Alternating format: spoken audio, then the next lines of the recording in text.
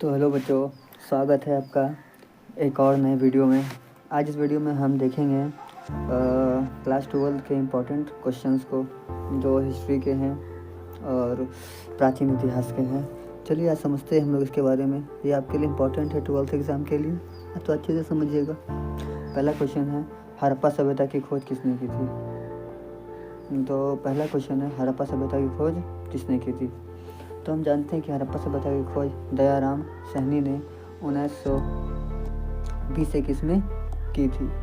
ऐसे ही बहुत सारे स्थलों की खोज की थी। हड़प्पा सभ्यता को हम लोग एक और नाम से जानते हैं, इसका नाम है सिंधु सभ्यता या सिंधु घाटी की सभ्यता। इसके नाम से हम हड़प्पा सभ्यता को जान सकते हैं।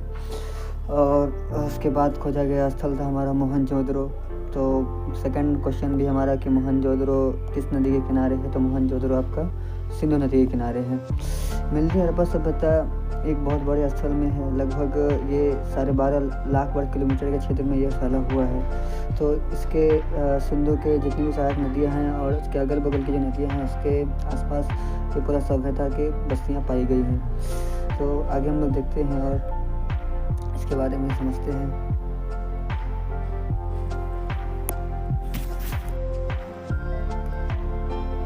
तो अगला क्वेश्चन है हमारा, हड़प्पा सभ्यता का प्रमुख व्यवसाय क्या था? हम लोग जानते हैं कि हड़प्पा सभ्यता यानी हड़प्पा काल में आपका लोहे का खोज नहीं हुआ था। तो इस काल में कृषि मुख्य व्यवसाय नहीं थे। इस काल में व्यापार आपका मुख्य व्यवसाय था। तो ऑप्शन नंबर इसका आंसर सही हो जाएगा, ग्रेट बाथ यानी कि विशाल स्नानागार कहाँ है? विशाल स्नानागार आपको पता होना चाहिए कि हमारे मोहनजोदड़ो में है।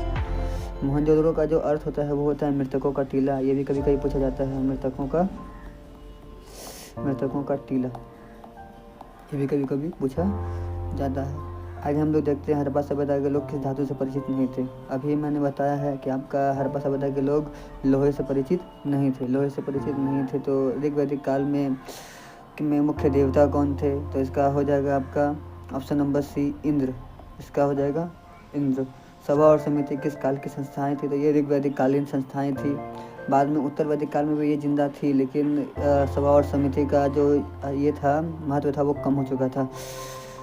वर्ण व्यवस्था भी जो है उत्तर वैदिक काल में ही चरम पे आ गई थी। और इसमें हमें मिलता है उत्तर वैदिक काल में उपनिषदों की संख्या मानी जाती है, लगभग उपनिषद कितना है? 108 है। याद रखिएगा आप लोग।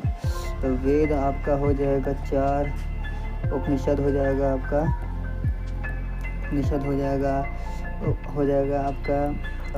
108, वेदांग 6 याद रखिएगा। और महाकाव्य 2 याद रखिएगा। इतने यहाँ से क्वेश्चन आते हैं।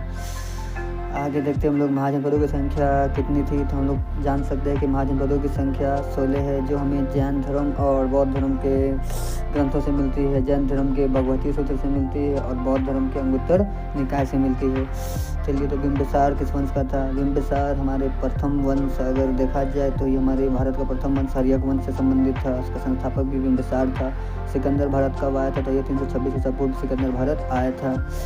चंद्रगुप्त मौर्य का एक गुरु कौन थे? पता है कि धनानंद ने किसको बेइज्जत करके भगा दिया था? तो आपके चाणक्य को बेइज्जत करके भगा दिया था। इसी में इन्होंने चंद्रगुप्त मौर्य को ट्रेनिंग दिया, यानी कि शिक्षा दी, और उन्होंने जाकर के धनानंद को हराया और मौर्य वंश की स्थापना की। तो मौर्य वंश के संस्थापक भी अगर पूछा जाए तो चंद्रगुप्त मौर्य ने किया था। अशोक भी इसी वंश का था। क्वेश्चन आता है कि अशोक किस वंश का राजा था? तो अशोक भी इसी वंश का राजा था। अशोक से भी बहुत सारे क्वेश्चन आते हैं। इसने अपना राज्याभिषेक कब किया था? इसने अपना राज्याभिषेक 269 ईसा पूर्व में किया था। उसके बाद इन्होंने कलिंग पर आक्रमण कब किया था? तो 261 ईसा पूर्व में किया था। तो ये सब क्वेश्चंस आते हैं, ये सब हम लोग याद रखेंगे अच्छे से। अर्थशास्त्र के लेखक कौन है? तो अर्थशास्त्र के लेखक भी हमारे चाणक्य हो जाएंगे।